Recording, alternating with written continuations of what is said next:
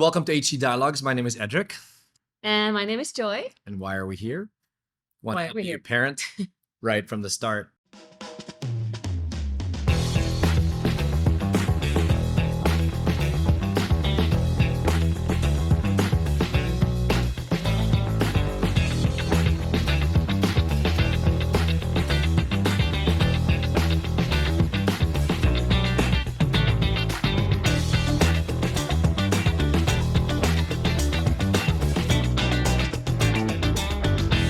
So let's talk about that. I mean, we've been wanting to talk a lot about parenting right from the start. And I think you came up with that name because you are the word weaver. Well- so what is the story? I think we've always wanted to take a preventive approach when it comes to parenting. There's so many pitfalls and issues that parents face.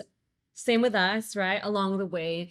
And we really wanted to come alongside parents to encourage parents that, there's certain things that you can apply right from the very beginning to avoid the heartaches and make the parenting journey smoother and really be intentional.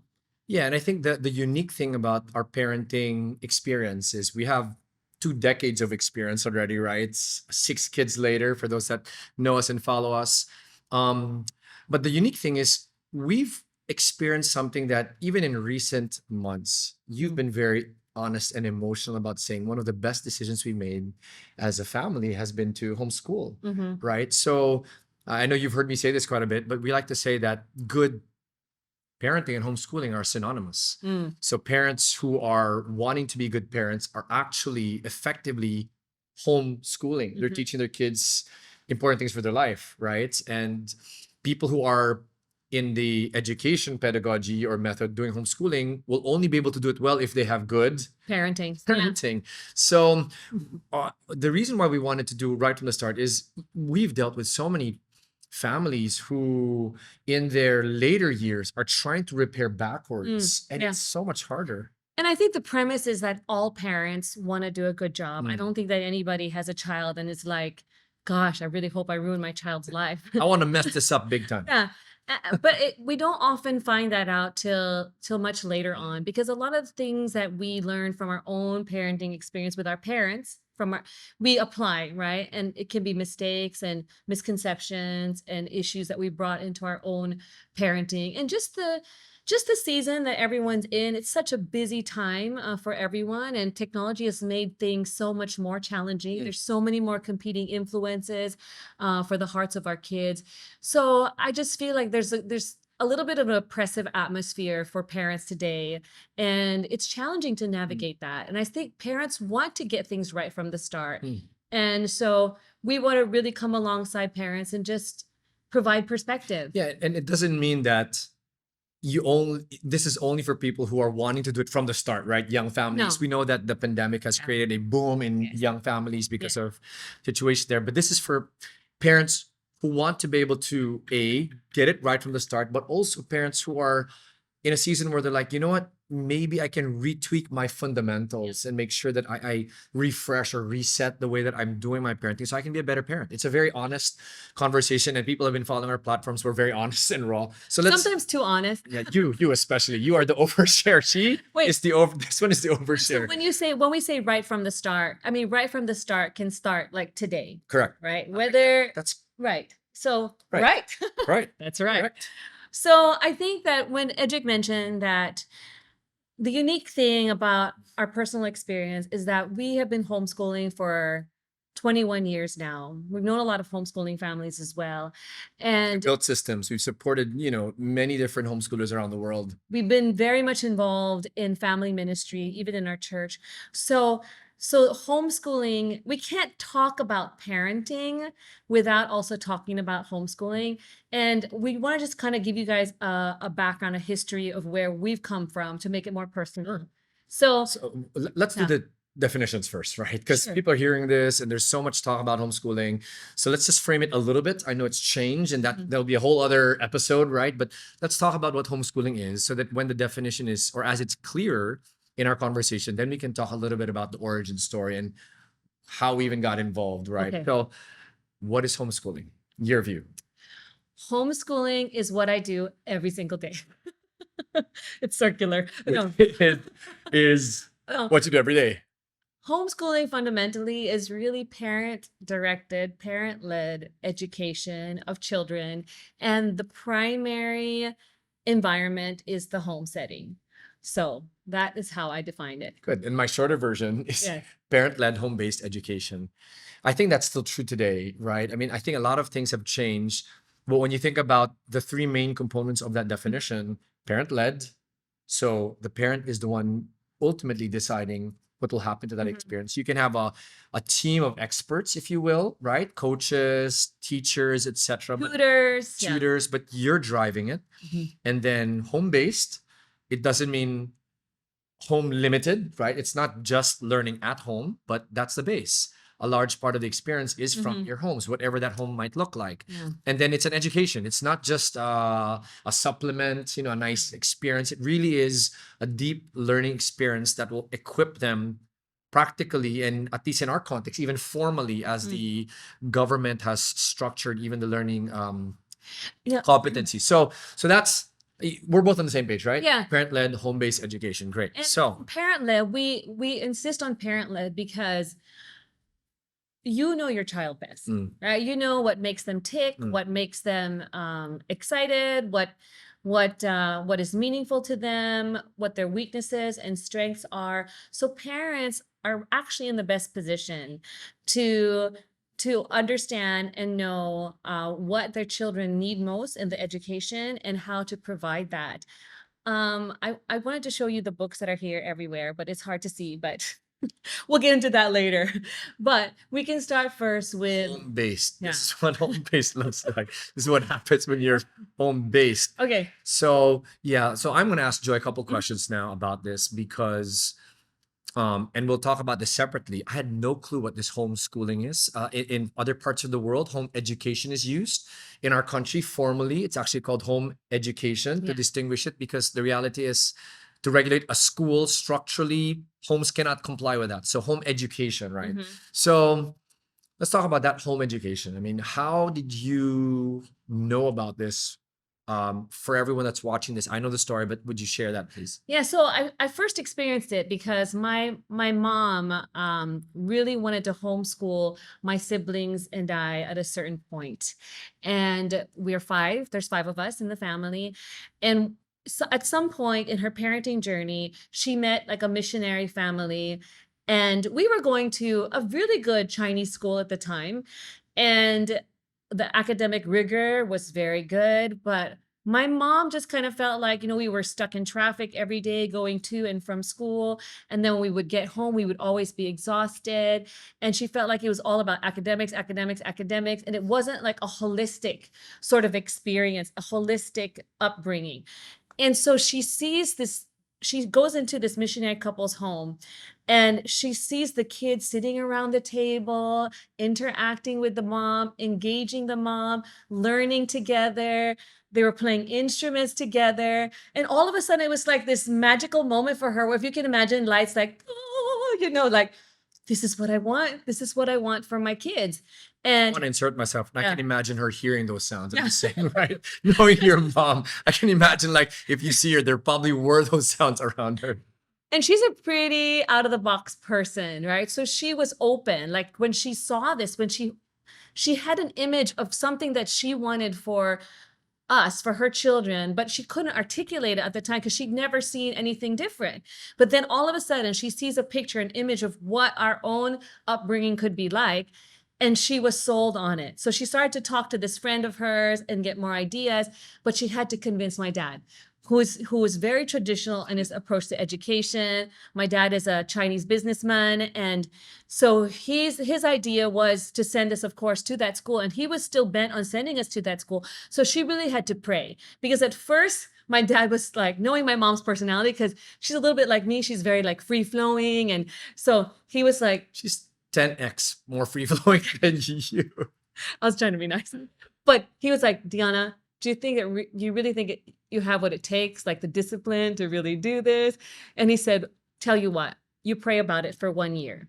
And after 1 year, if you're really convinced that this is what you want for our kids, then let's go for it. So a year passes, she really prays about it, and she's about to give the enrollment fee for us at the same school. And she calls my dad again and she prays. And then she calls him and he's like, yeah, pay the tuition fee. But so she was like, oh no, I guess it's a no.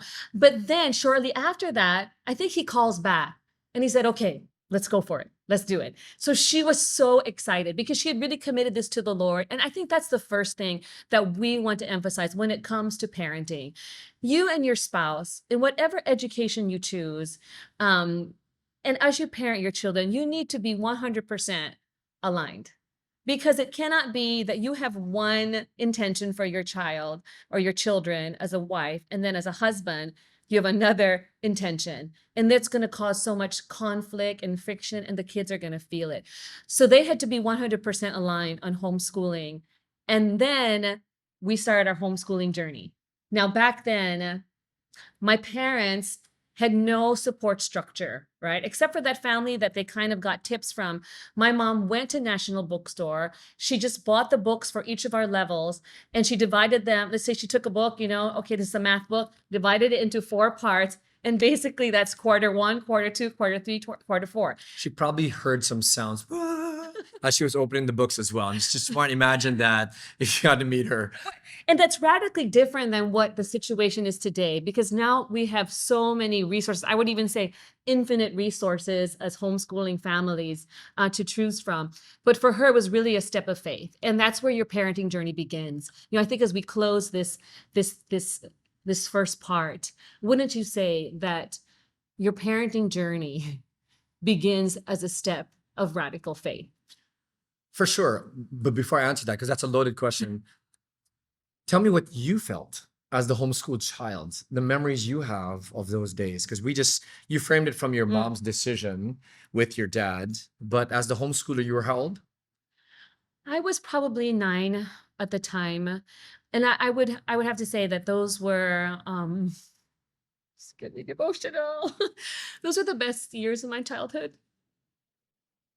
Yeah. I think because we really spent so much time together as a family. And, up to this day, when I dream about a house, it's always that home that I grew up in where I was homeschooled. So my mom converted the storage room into a classroom. And that's where we would show up every day. And somehow she managed to have a schedule for us, which I don't know why it's so hard for me today with our kids.